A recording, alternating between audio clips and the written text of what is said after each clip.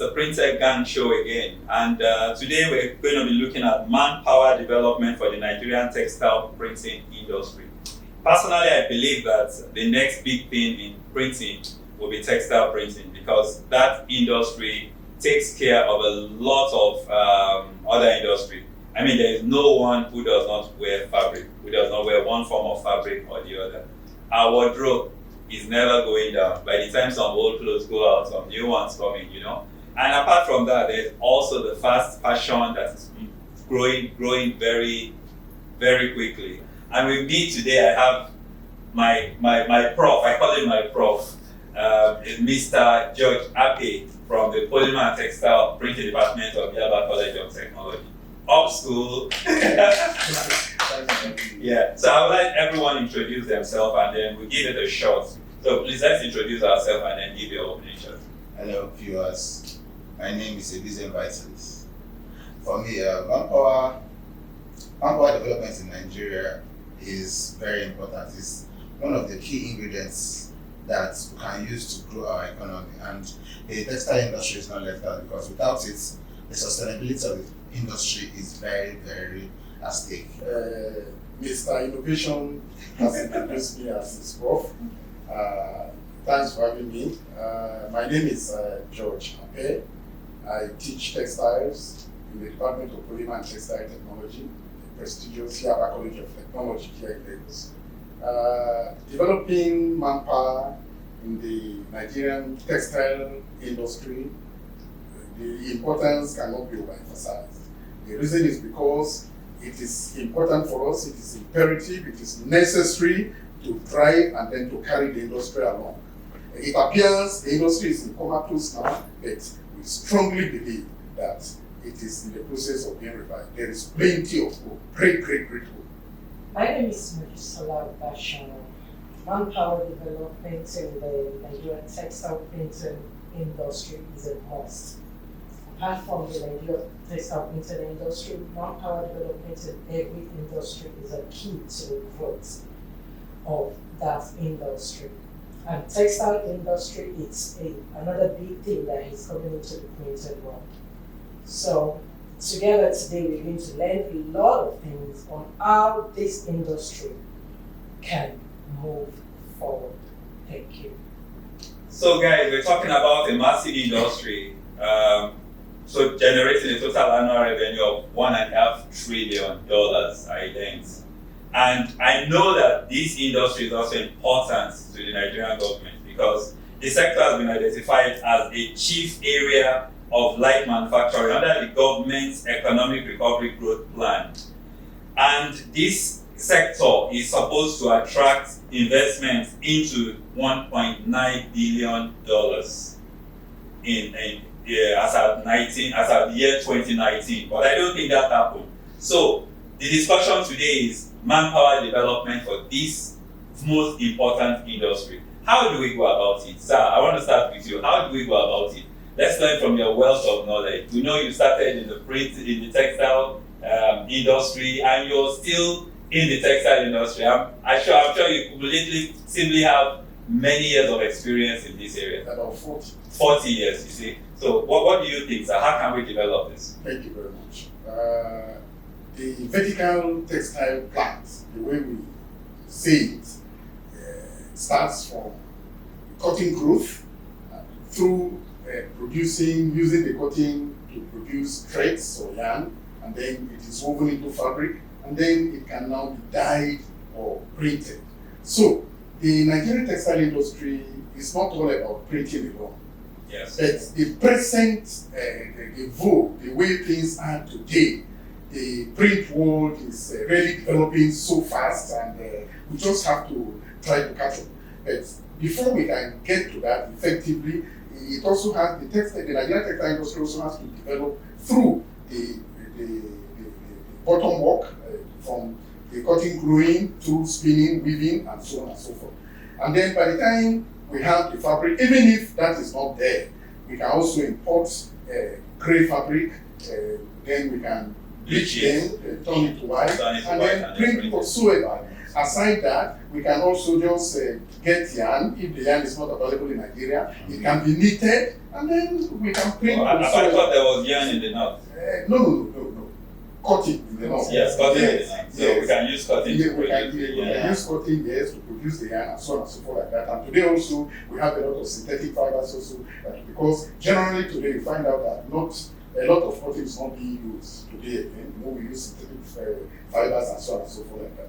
But now, by the time that is, as it may be, the printing, what we have been used to, is conventional printing. Yeah, definitely. And the conventional cake kind of printing, and then in conventional printing, what do? Either we use the cake roller type system, engraved roller, or we use the rotary screen printing, like that. We do all these things, and then they have their limitations also. And as technology is growing, a lot of things are happening today now. We are going into the digital world. It has taken the whole world by storm and stuff like that. And then this is a completely new area, especially in the field of textiles. You see, but it can be developed. Yeah, And then, innovation comes in. It can be introduced into the curriculum, exactly. because the students, they don't know. Most of the people who don't know. Even some of us who are their teachers, we just learn on our own. It was not in the curriculum, and so on and so forth like that. So these things, and then this digital technology makes things a lot easier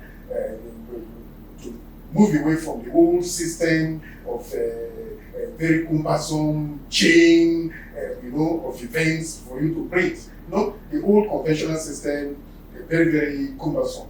Yeah, what we understand about the conventional system is that it helps you to print long run. Yes. So your preparation time might be longer, but once you get it right and it's set, everything is registered, you can. And it's cheaper at the end. Yes, at the end of the day, it becomes cheaper. But again, the world is shifting, because now we're asking for variable data, we're asking for unique.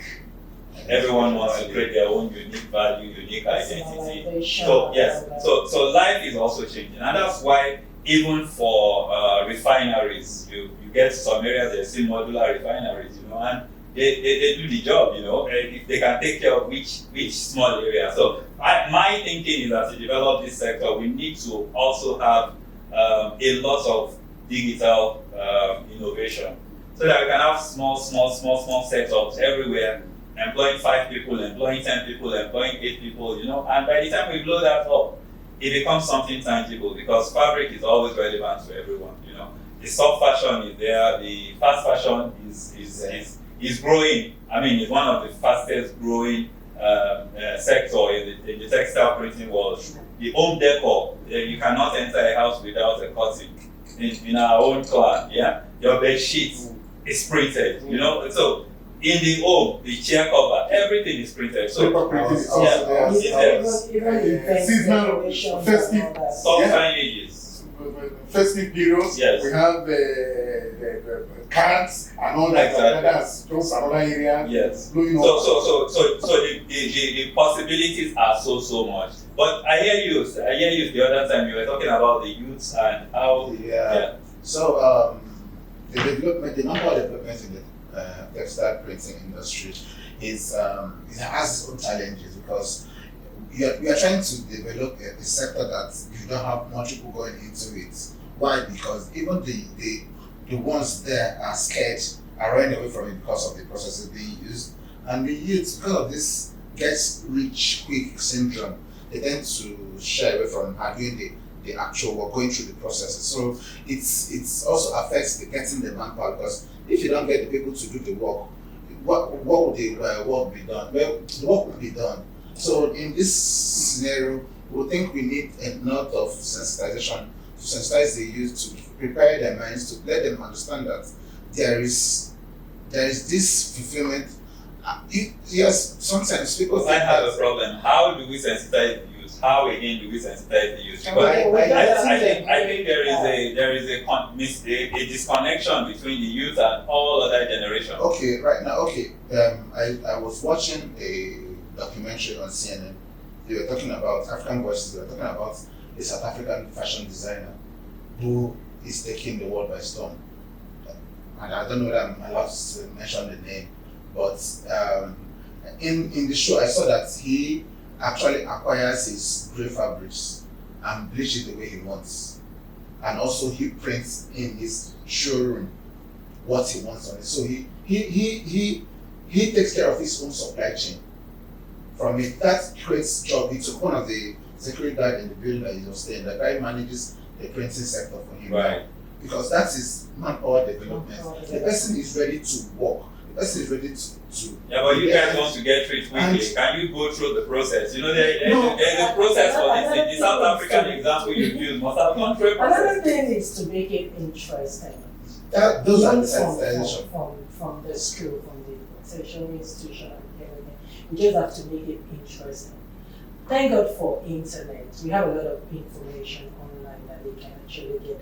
And the innovation of digital prints in textile sector. The digital introduction into the textile industry is actually making the youth, I would say, that are not interested, more interested. Yes, the use of Because technology. they're actually getting their To hands. portray her point, a few days ago, I had a course to talk to my students, and I told them, you see, you have to, when we talk about sensitization, information, of course, it goes out, we talk to the people, but a lot depends on the youth also. Yes. They really have to, I told them, your original intention might have been to study computer engineering, electrical engineering, but you have found yourself in polymer and textiles. And I showed them that they are in the right place. They're in the right place. So with the little that we give out to them, they should be able to develop interest. Yes. Okay? So how on our own part,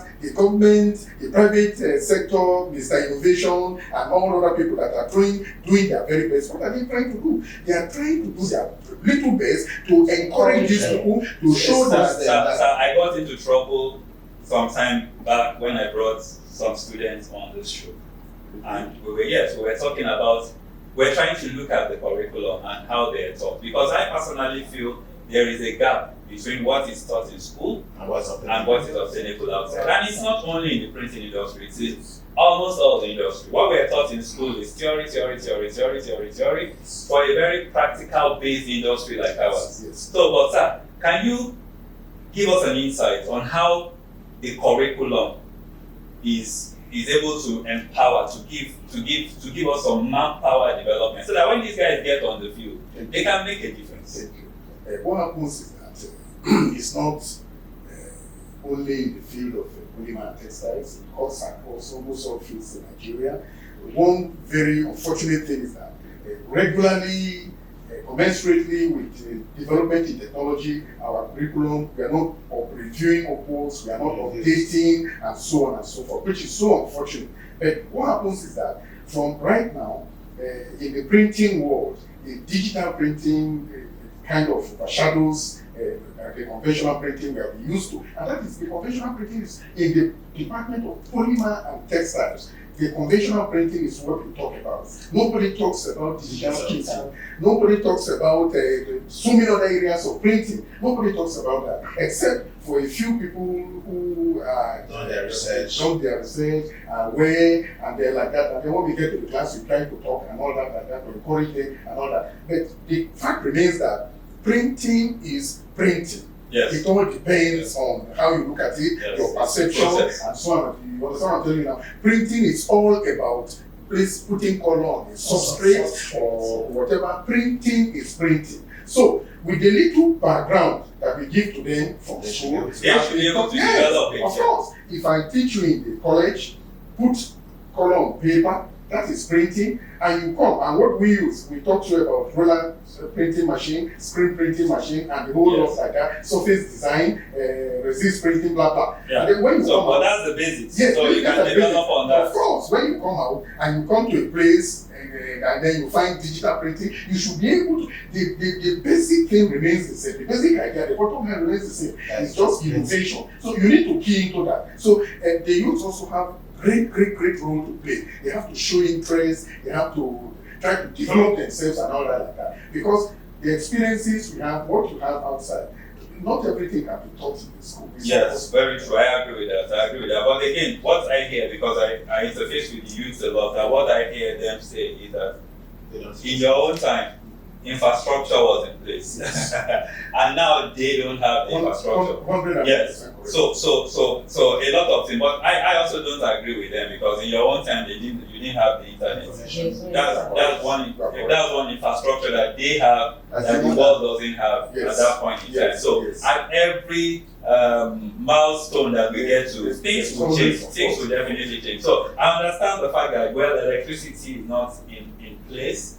So that's why the digital will help us in some area, because the digital does not consume so much electricity. It doesn't consume so much electricity. And the process time is so short. So you can get it, wait and get. You know what I mean? So the students can always play pranks, games, and all that. The fact remains that most of them, the interest is really not there.